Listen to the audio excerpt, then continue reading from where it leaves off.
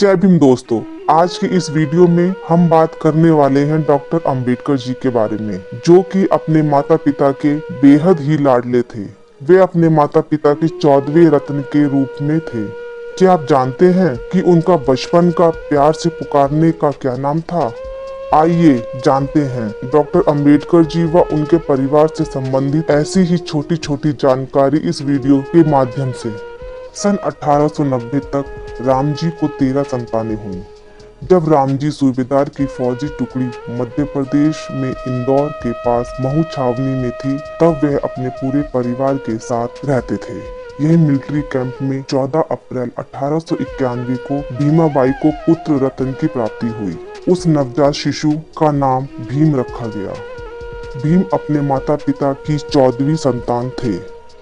बाबा साहेब बाद में कभी हंसी में कहा करते थे कि मैं अपने माता पिता का 14वां रत्न हूँ।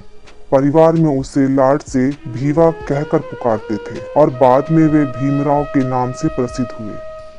भीम के दादाजी नाथ संप्रदाय थे। सूबेदार रामजी सकपाल बहुत मेहनती व धार्मिक प्रवृत्ति के व्यक्ति थे। सुबह शाम घर में प्रार्थना करते थे।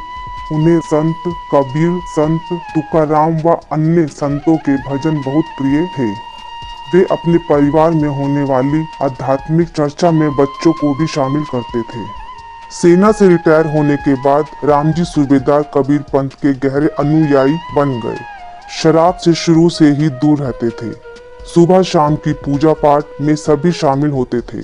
परिवार गरीब था, लेकिन माहौल सुशिक्षित व अनुशासित था। वह भोजन से पहले पूजा स्थल में बच्चों से भजन व प्रार्थना करवाते थे। भीम नटखट था। वह कई बार भजन को उल्टा सुल्टा आधा अधूरा गाकर भोजन की थाली के पास बैठ जाता था। शाम का नियम बहुत कड़ा होता था। सभी भाई बहनों को पूजा स्थल में उपस्थित होना जरूरी था, जहाँ संतों के दोहे व भजन गाए जाते थे।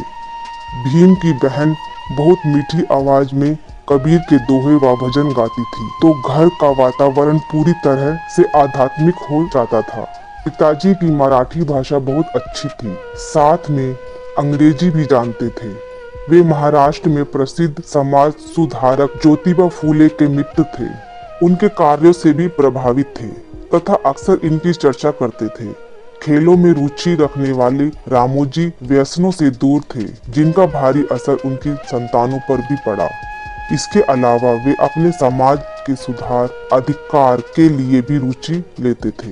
सन 1892 में बहकावे में आकर ब्रिटिश सरकार ने सेना में बहादुर महारों की भर्ती पर रोक लगाई।